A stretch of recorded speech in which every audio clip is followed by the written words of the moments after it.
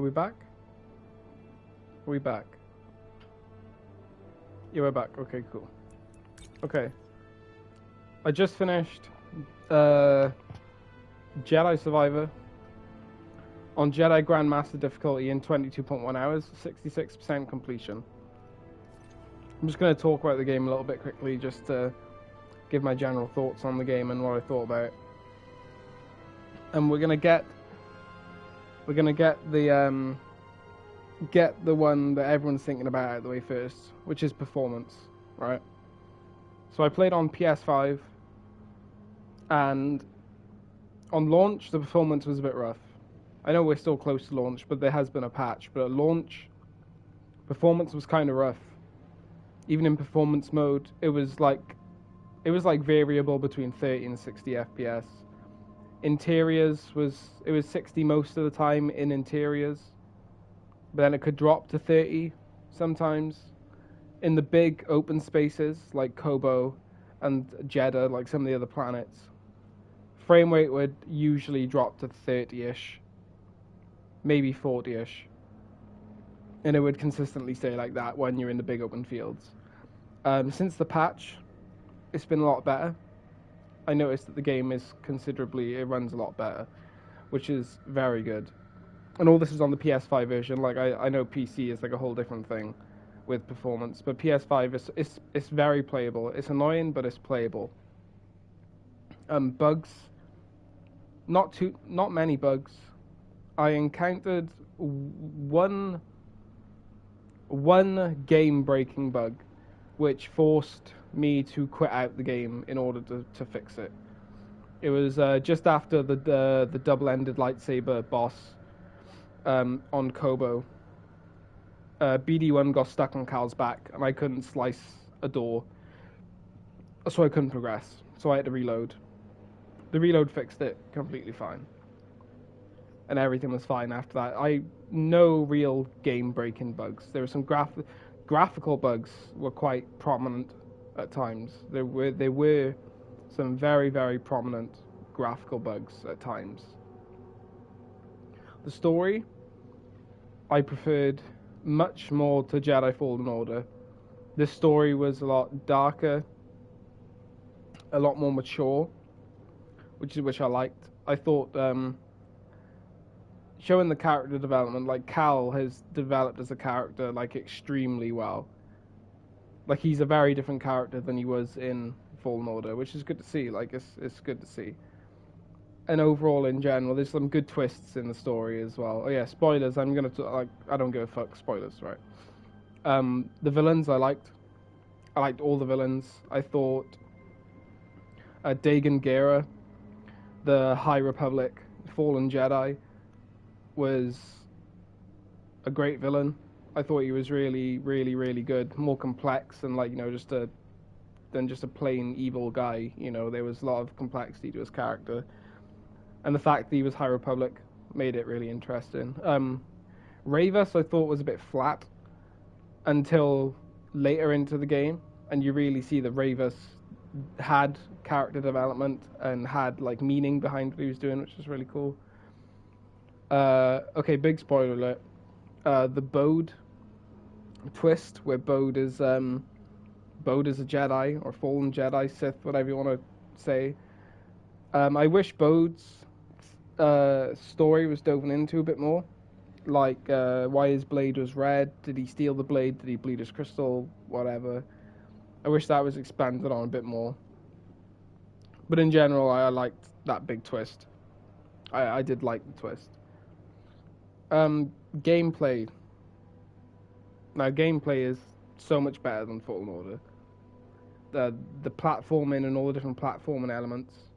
Like there's so many platforming mechanics. Like it's crazy with the grapple hook, with the launching pads, with the wall run into double jump, into dash, into wall run, into grapple, into like it's crazy. The platforming gets insane at times. It was really cool. It was fun. Like it was quite a heavy dose of platforming, which like significantly more than Fallen Order. A shit ton of platforming, which was unexpected, but I enjoyed it. Combat heavily expanded upon. A lot of reused animations. for the single-bladed and the double-ended lightsaber styles. But then there's the dual-wielding lightsaber stance now, that was my second stance, though I didn't use it much. That was my second stance I had, like I mained. Really fun, really fast, good for groups. The blaster and saber stance, I didn't use too much. I'm probably going to dive into it more in New Game Plus, which I'm going to do at some point. But it was fun from what I tried of it. Really interesting, being able to like go between melee and ranged was cool. I like that you had to charge the ammunition through melee attacks, so you can't just spam at range. You need to melee attack to charge the blaster shots, which is a smart move. And then my favorite stance, which was the crossguard stance, essentially the great sword, like the two-handed sword stance, and that's what I used predominantly after I unlocked it.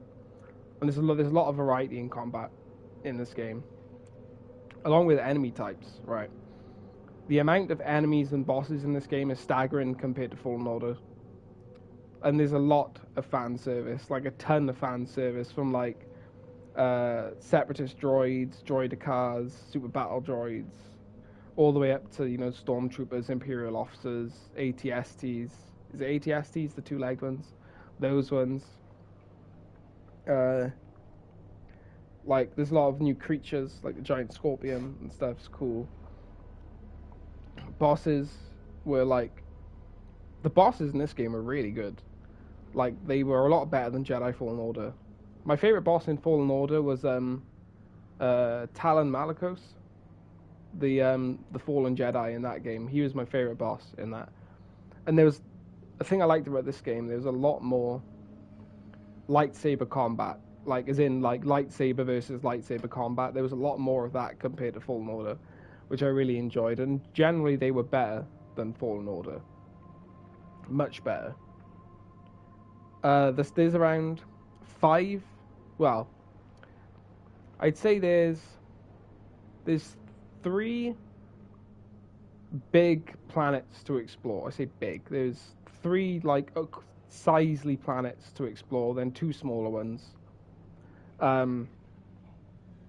Kobo and Jeddah are the bigger planets. Kobo is huge, and it's like massive how many secrets and stuff are in there.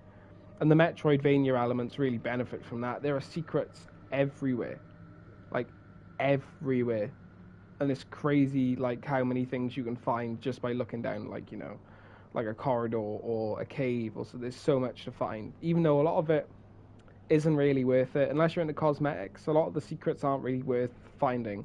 There's a few health and like force upgrades, but they're like few and far between. It's mainly cosmetic stuff, but I like cosmetic stuff, so I don't mind that.